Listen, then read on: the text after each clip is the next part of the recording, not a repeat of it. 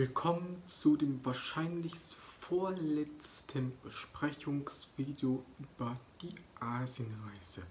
Nur noch ein Monat, dann geht es los nach Asien.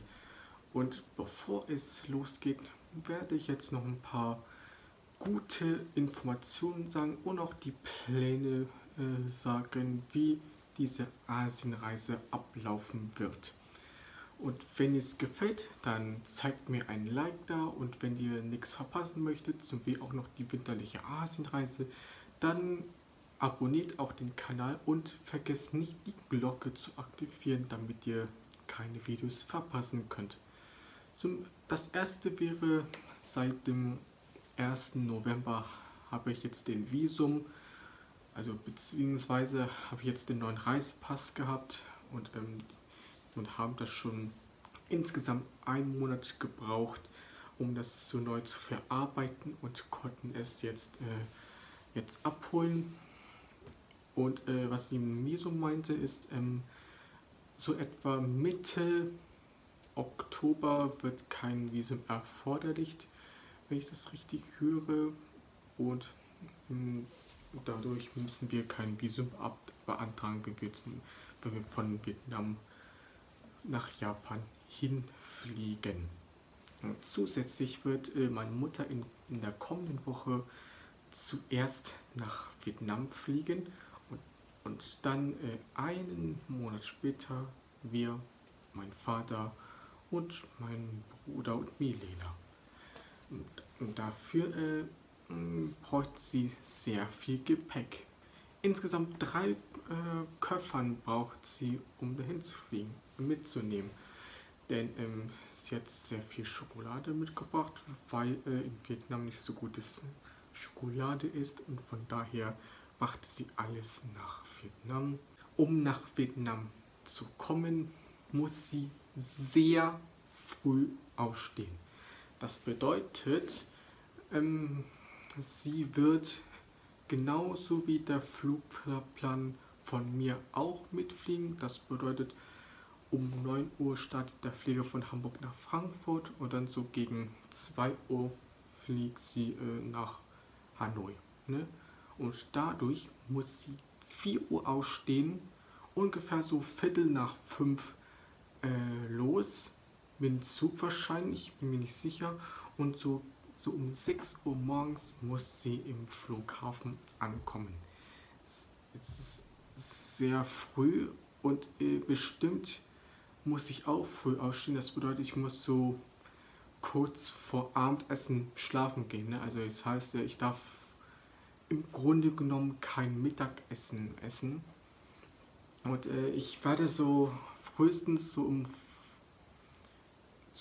Viertel vor 5 zum ersten Drehen machen.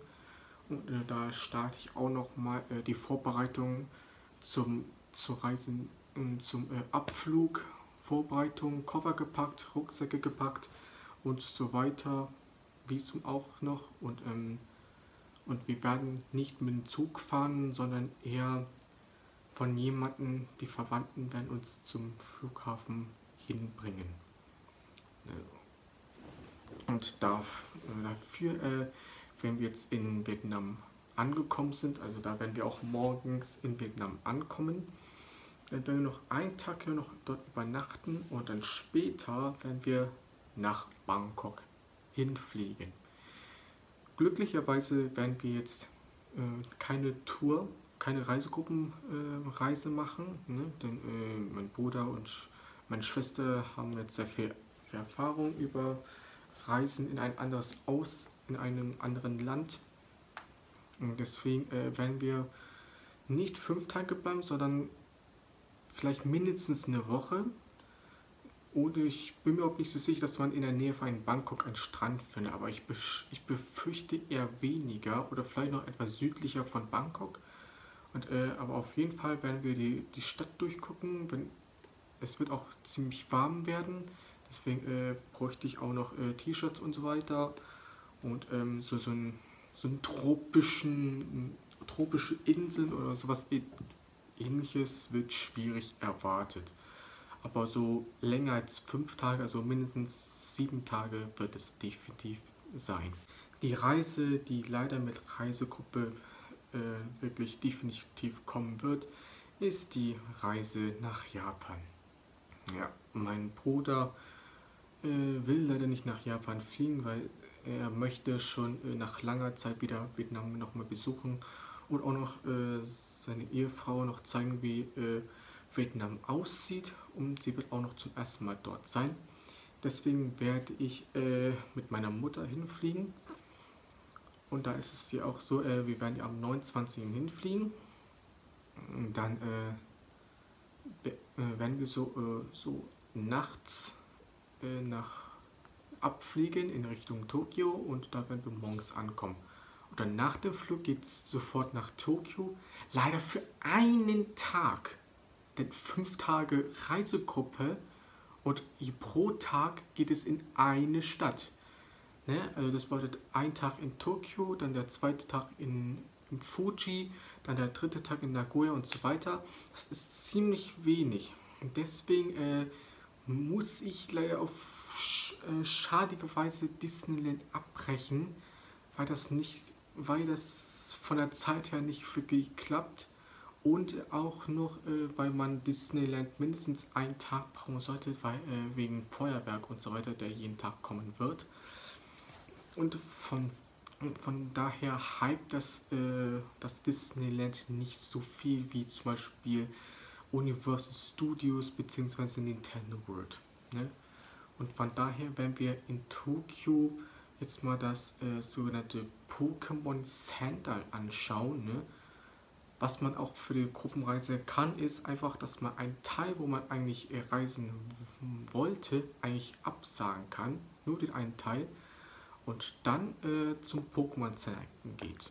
Deswegen wird meine Mutter von der vietnamesischen Reisegruppe hinfliegen und anfragen, wo die Führung eigentlich lang geht, und wenn es diesen Zeitpunkt in der Nähe von dem Pokémon Center ist, dann können wir einfach mal zum Pokémon Center reingehen. Ne? Also bei dem ersten Tag in Tokio werden wir auf jeden Fall Akihabara, Shibuya oder Skytree sehen. Das ist jetzt auf jeden Fall gut.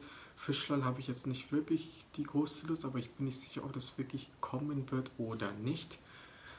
Aber auf jeden Fall werden wir am zweiten Tag den Fuji sehen, ne? Also den Panorama, wo man einfach den Standard-Japan-Bild sieht. Hier, da sieht man auch den Fuji. Oder noch hier noch so ein Tempel, der sehr alt ist und immer noch bis heute stehen ist. Und auch noch für den Winterlandschaft-Skifahren. Aber wenn es jetzt zum Fuji hochklettern wird, dann wird es anstrengend. Bin nicht so sicher, ob das wirklich machen werden oder nicht. Aber Lust habe ich eher weniger. Dritten Tag in Nagoya. Weiß ich fast gar nichts. Aber immerhin kann ich zum ersten Mal Shinkansen fahren. Das ist immerhin noch ein Wunsch, den ich machen wollte. Von denen hier habe ich irgendwie nicht so viel Ahnung. Kyoto ist die zweitschönste Stadt. Ja, Tempel und so weiter, ganz schön, aber Japaner hassen die Stadt leider. Und der letzte wäre Osaka. Ja, wenn es genauso wie in Tokio, würde ich auch noch hier zum Universal Studios in Nintendo World gehen. Das hat meistens viel mehr als Pokémon, und da will ich auf jeden Fall nochmal reingehen. Auch das Essen, das ist einfach mega. Und da werden wir auch mal anschauen. Ich glaube, wir werden ja zum Beispiel auf jeden Fall nach Dotonbori sehen, die Innenstadt, oder nur vielleicht noch so ein paar oder vielleicht noch ein paar Sehenswürdigkeiten oder große Hochhäuser, die werden auf jeden Fall kommen, oder Schreine. Die sind auch noch wichtig. Wenn wir leider nach Hanoi wieder zurückfliegen müssen, also wir werden leider gezwungen, dann muss ich mal wieder früh ausstehen, denn wir fliegen vom Flughafen Osaka Kansai, und da müssen wir sehr früh ausstehen, aber auf jeden Fall werden wir im Hotel frühstücken, und dann geht es direkt zum Flughafen, und um 10:30 Uhr geht unser Flug los in Richtung Hanoi, und gegen Mittag, das kommen wir an. Ja, 5 Tage direkter Flug zurück nach Hanoi und keine Zeit für meine restlichen Wünsche, die ich eigentlich machen wollte. Es ist leider ein bisschen bitter, also immerhin zu über 85% habe ich es geschafft. Aber so ungefähr 7 oder 8% kaputt. Deswegen, weil die Japanreise nur zu 7% kaputt geht, ne, weil die Wünsche nicht erfüllt wurde, werde ich ein paar japanische Leute kennenlernen.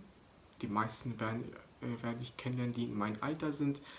Die werde ich erstmal kennenlernen oder noch austauschen und Kontakt aufnehmen, Nummer fragen, sowas halt. Und bei mir reicht das schon, wenn ich 5 Leute insgesamt die Nummer haben möchte oder kennenlerne. Und die meisten und die Orte müssen in Tokio und Osaka sein. Und damit ich hier mit denen Kontakt aufnehmen kann.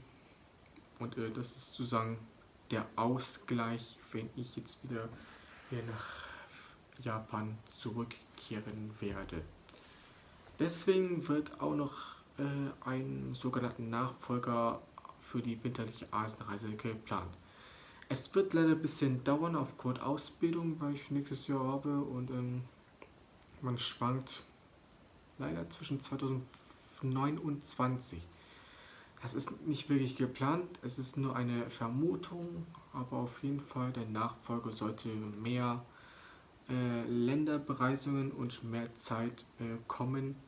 Ne? Also das bedeutet zum Beispiel nach Südkorea oder China wird es hinfliegen oder nach Singapur. Ja, da werden wir auch hinfliegen zu dem nachfolgenden winterliche Asienreise. Ja, darüber werden wir länger als 5 Tage dort bleiben.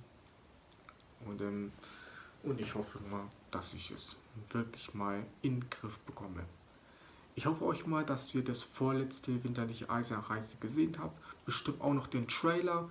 Und den seht ihr normalerweise noch am 1. Dezember. Wenn ihr es wirklich sofort sehen möchtet, müsst ihr auf Instagram anschauen. Dann wünsche ich euch noch einen schönen Tag noch. Schaut auch noch andere Videos an und auf jeden Fall liked euch das Video und abonniert den Kanal. Und dann sehen wir uns ein nächstes Mal wieder.